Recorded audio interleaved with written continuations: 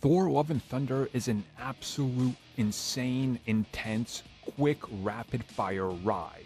And the ending of this film is definitely coming at you out of nowhere and does a lot of things a lot of people did not expect. So let's talk about the ending of the film and everything crazy that goes on.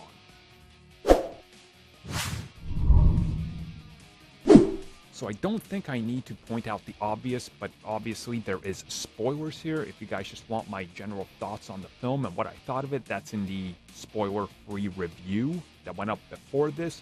But for right now, it's time to talk about the ending of the film, which, oh boy.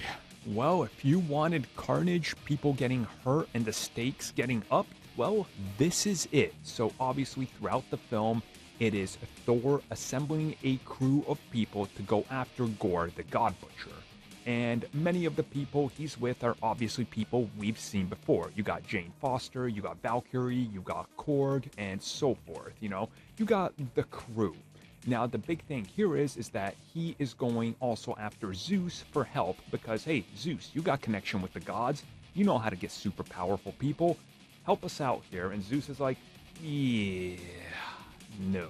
So again, they find themselves in a bit of a struggle against Gorr, the God Butcher. Now, obviously, they do end up defeating Gorr, but things take a rather dark turn at the end.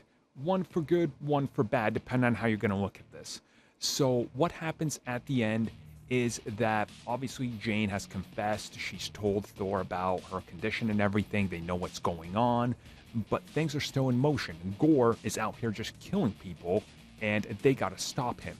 So they play into Gorr's whole, reason for doing this. And what we learn throughout the film is that Gorr wants his daughter back.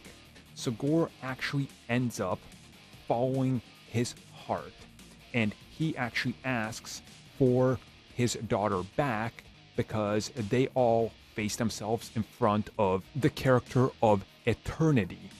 And this is where things are rather insane. So you just gotta watch the film and try to understand what's happening, because again, it comes at you really fast. And the reason the film is called Thor Love and Thunder, it's because obviously there's a couple things going on here, but we learn that Gorr, if he chooses to, can choose love instead of vengeance. And if he chooses it, he can bring back his daughter. So he decides to do this. He follows his heart and his daughter is brought back. But it's during the conclusion of the film that Gorr actually dies.